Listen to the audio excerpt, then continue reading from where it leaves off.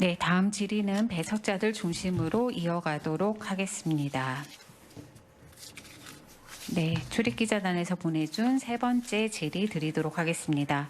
당초 29일 새로운 거리두기 조정안을 결정할 예정이었으나 코로나19 상황을 좀 더 지켜보고 신중하게 결정하기 위해 오늘 결정하고 발표한다고 했습니다. 거리두기 단계를 결정하는 과정에서 이틀 사이에 어떤 요소들이 가장 중요하게 고려를 한 것인지 궁금합니다. 예를 들면 IM 선교회 등 대규모 집단 감염, 가족 혹은 지인 모임 등 여전한 소규모 집단 감염 등 최종 거리두기 단계를 결정하는 과정에서 중요하게 판단한 상황이 무엇인지 궁금합니다. 예, 사회전략반장 답변드리겠습니다. 저희가 통상적으로 금요일 날 발표하던 거리두기 이 발표를 한 이틀 정도 늦추면서 계속적으로 봤던 부분들은 현재 유행 양상이 IM 선교회 등으로 인한 일시적인 급증 현상인지 혹은 그런 부분들을 제외하더라도 전국적으로 증가되는 경향성을 보이고 있는지 등을 확인하기 위해서였습니다. 현재 브리핑에서 설명드렸듯이 IM 선교회 쪽에서 파생된 환자들을 뺀다 하더라도 현재 감염들이 조금씩 확산되는 추이를 보이고 있습니다. 또한 감염 재생산 지수도 주간 감염 재생산 지수를 봤을 때 2주 전에 비해서 계속적으로 증가하는 추이를 보이고 있습니다. 이에 따라서 현재 아직 판단하기는 좀 일러서 이 부분들이 확실하게 증가세로 반전된 것인지 일시적으로 이렇게 움직이고 있는 것에 대한 판단들은 할 수 없지만 현재 IM 선교회와 같은 일회성 사건으로 인한 환자 유행의 변화라고 보기에는 좀 어렵다라고 하는 결론들을 내렸습니다. 거기에 따라서 현재는 좀 더 방역적 긴장감을 가지고 거리두기 단계를 계속 유지할 필요성이 있다라고 판단하였습니다. 네, 다음 질문 드리겠습니다. 네, 오 정세균 총리가 잠시 주춤했던 3차 유행이 지난주 IM 선교회발 집단 감염에 이어 최근 병원, 직장, 게임장, 체육시설 등 우리의 일상 곳곳을 다시 위험하고 있다라고 말했습니다. 주말 휴일까지의 방역 상황을 판단할 때 최근의 확진자 증가 흐름을 어떻게 판단하는지 궁금합니다. 감소세가 다시 증가세로 돌아선 것이라고 판단하는지 아니면 일시적 영향으로 보는지 방역당국의 진단 설명 부탁드립니다. 예, 이미 설명드린 것처럼 아직 이 부분을 확실하게 판단하기에는 조금 이릅니다. 다만 IM 선교로 인한 감염 환자를 제외하고도 현재 확진 환자 수가 증가하는 경향성이 나타나고 있고 또 감염 재생산 지수 등도 계속 올라가는 형태를 볼 때 현재 이 부분들이 위험성을 계속적으로 심각하게 고려해야 되는 부분들이라고는 판단하고 있습니다. 일주 정도 상황을 더 지켜보면서 보다 확실하게 판단이 필요한 시점이라고 보고 우선 좀 더 보수적으로 거리두기 단계는 유지하되 앞으로 일주 정도 환자 추이와 감염 재생산 지수 그리고 지역별 집단 감염의 변동 양상 등을 좀 종합적으로 검토하면서 이 부분들이 일시적인 변동의 폭인지 혹은 아예 반전해서 다시 한번 재확산 국면으로 들어가는 건지 판단할 예정입니다. 다음 질문 드리겠습니다. 설 연휴 특별 방역과 관련해 지난 추석에는 연휴 기간에 고속도로 통행료를 유료화한 바 있습니다. 지난 16일 브리핑 때도 통행료 유료화 전환을 검토한다고 밝혔습니다. 혹시 이와 관련해 최종 결정된 바가 있는지 궁금합니다. 예, 이 부분들은 설 연휴 특별 대책을 한번 총괄 모아서 따로 한번 발표를 해드릴 예정입니다. 다만 지금 질의하신 고속도로 통행료와 관련해서는 지난 추석 때와 동일하게 설 연휴 기간 동안에 지역 간 이동 자제라고 하는 권고에 따라서 고속도로 통행료를 근본에도 유료로 전환할 예정이고 이렇게 유료 전환된 수입은 추석 때와 동일하게 코로나19 방역 활동 등에 사용될 예정입니다. 네, 발표된 조치를 보면 명절 모임 자체를 하지 말라는 의미나 다름없다고 생각됩니다. 그런데 5인 이상 모임 금지의 경우 현재도 가정마다 돌아다니며 단속하기 힘들다는 지적이 나오고 있습니다. 단속을 어떤 방식으로 진행할 계획인지 기존과 다른 계획이 있는지 구체적인 설명 부탁드립니다. 예, 5인 이상, 5명부터의 사적 모임 금지 조치는 사실 전생활 분야에 영향을 미치는 조치입니다. 그렇다 보니까 사실 행정적으로 모든 부분을 저희가 점검하고 적발하고 처벌한다는 게 현실적으로 상당한 어려움들이 있습니다.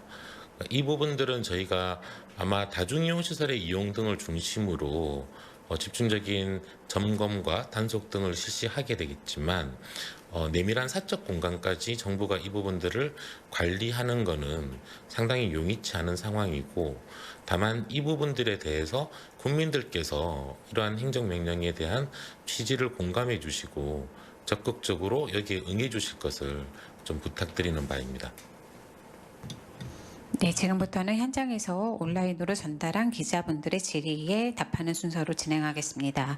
강원일보 박서화 기자님 질의입니다. 명절 기간에 5인 이상 모임을 하거나 적발되는 경우에는 어떤 처벌을 받게 되는지 궁금합니다.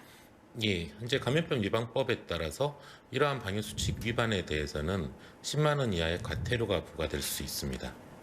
국민일보 송경모 기자님 질의입니다. 향후 2주간 유지하기로 한 9시 이후 영업 제한 등의 조치를 지자체 및 권역 차원에서 자체적으로 완화할 가능성은 없는 것인지 궁금합니다. 예, 거리두기 단계를 조정할 때 기본적으로 지자체들도 권한을 가지고 있기 때문에 함께 논의를 하면서 중앙 차원에서 조정을 하고 지자체에서 조정하지 않을 조치들과 그렇지 않고 지자체에서 자체적으로 조정할 영역들을 함께 구별하고 있습니다. 예. 이번 거리두기 단계에서는 거리두기 단계 자체를 지자체별로 재조정하거나 혹은 21시 운영 제한 규정들을 변동시키는 부분들, 그리고 집합금지가 이루어지고 있는 시설들의 집합금지를 해제하는 부분 등은 중앙 차원에서 함께 논의해서 결정하기로 함께 결론을 모았고, 이에 따라서 각 지자체에서는 이러한 조치들을 지자체별로 별도로 하지는 않는 쪽으로 함께 합의하고 있습니다. 대전일보 장종식 기자님 질의입니다. 명절에 완화되는 기준, 네, 질의 그냥 읽도록 하겠습니다. 명절에 완화되는 기준, 즉 어디까지를 가족이라고 볼 수 있는지가 중요한 관건이라고 봅니다. 일부 지자체에서는 주민등록상 등재된 사람만 가족이라고 간주하는 사례까지 제시했습니다. 방역당국은 어떤 기준을 가지고 있는지 설명 부탁드립니다. 같이 해주세요. 다음 것까지 같이. 네, SBS 남주영 기자님 질의도 같이 드리겠습니다. 설 연휴 기간 동안 5인 이상 모임 금지의 경우 식당 등 다중이용 시설에 적용되는 것인지 집 같은 사적 공간에도 적용되는 것인지 확인 부탁드립니다. 지자체별로 서로 다른 기준을 적용해 혼란이 올 여지는 없는지, 그에 대한 대책은 있는지 궁금합니다. 예, 5명부터의 사적 모임 기준에 대해서 여러 가지 질의를 주셨습니다. 우선 첫 번째로 가족의 기준에는 함께 거주하는 가족만 예외로 해당됩니다. 따라서 떨어져 살고 계신 가족들이 모이는 부분들도 5인 이상 사적 모임 금지에 위배되는 것으로 해석됩니다. 이에 따라서 혹시 좀 떨어져 사시는 가족분들이 이번 설 연휴를 맞아 한 곳에 모여서 좀 정을 나누는 행위는 최대한 삼가해 주실 것을 요청드리는 바이고, 비대면 등으로 안부를 좀 전해 주십사 부탁드리겠습니다. 두 번째, 다중이용 시설의 운영에서만 제한이 있는지 사적 공간까지 다 포함하는지 부분들은 앞서도 설명드렸고 사적 공간까지 모두 포함합니다. 다만 이 부분들을 정부가 일일이 다 감독하기는 쉽지 않은 측면이 있어서 국민 여러분들의 협조를 당부드리겠습니다. 마지막, 지자체별로 달리 해석을 할 경우 혼선이 있을 수 있다는 부분에 대해서는 그러한 문제점을 모든 지자체들과 중앙정부가 함께 인지하고 있기 때문에 지금 말씀드린 이런 기준을 모든 지자체에서 공통적으로 적용하고 있습니다. 개별 지자체별로 이 기준을 달리 적용하지 않도록 함께 합의하고 기준의 변경이 필요한 경우에는 중앙의 전국적인 기준 자체를 변경시켜서 모든 지자체에 공통 적용한 것으로 합의하고 있기 때문에 그러한 점 때문에 지자체별로 기준이 달라질 부분은 없습니다.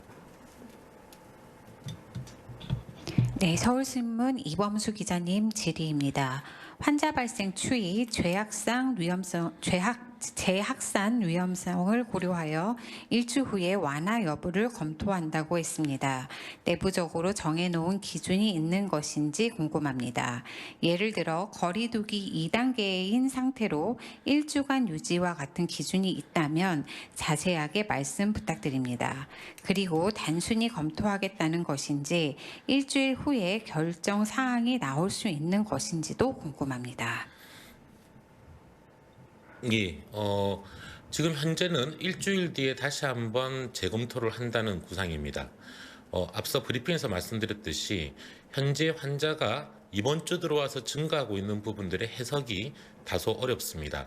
일시적인 증가 추이인 것인지 반전에서 지속적으로 증가하는 재확산 국면으로 들어가는 것인지 판단들이 어렵기 때문에 당초 저희가 거리두기 단계를 완화하는 부분까지 검토하고 있다가 현재 이 부분들을 설 연휴 때까지 계속 유지하는 것으로 1차 결론을 내었습니다. 다만 이 판단이 지금 좀 이른 감이 있고 많은 영세 자영업자들을 비롯해서 국민들의 피로감이 큰 상태이기 때문에 이 부분들에 대해서는 금주 정도의 상황을 다시 한번 지켜보면서 금주 말에 다시 한번 이 조정들을 검토한다라는 게 기본적인 구상입니다. 따라서 다음 주말쯤 다시 한번 이 부분들에 대해서는 일부 방역 조치를 완화할 수준이 될 것인지를 함께 판단하게 될 것입니다. 이때 저희가 주요하게 볼 부분들은 역시 환자 발생 추이가 거리두기 2.5단계를 해제할 정도의 기준 추이로 들어가게 될 것인지, 다시 말해서 주간 하루 평균 환자 수가 400 이하대로 다시 진입하게 될 것인지 등의 여부와 집단 감염의 발생 상황이 어떠한지, 그리고 감염 재생산 지수 자체의 R값이 어떻게 변동되는지 등등을 종합적으로 고려하면서 여기에 대한 판단을 하게 될 예정입니다. 네, 뉴시스 임재희 기자님 질의입니다. 일주 뒤에 재검토한다는 부분은 거리두기 단계도 조정될 수 있다는 내용이 포함되는 것인지 확인 부탁드립니다. 즉 2.5단계, 2단계 현재 이어진 부분이 일주 후에도 조정될 수 있는지 궁금하다는 질의입니다. 예, 우선 단계까지의 조정 가능성도 열어놓고 조정에 임하고자 합니다. 다만 2.5단계, 수도권 2.5단계, 비수도권 2단계의 단계 조정을 하기 위해서는 상당히 많은 지표들을 종합적으로 봐야 될 것이라고 보고 있습니다. 따라서 금주의 환자 추이와 발생 상황을 보면서 단계 자체를 좀 조절할 수 있는 데까지 갈 수 있을 것인지, 혹은 일시적인 증가에 거쳐서 안정적인 감소세가 나온다 그러면 일부 지금 민생상에 상당한 어려움을 야기하고 있는 방역 조치들, 21시 운영 제한 부분이나 혹은 집합 금지 등의 조치를 부분적으로 완화할 수 있는 방법이 있을지 등등을 함께 재검토할 예정입니다. SBS 남주현 기자님 질의입니다.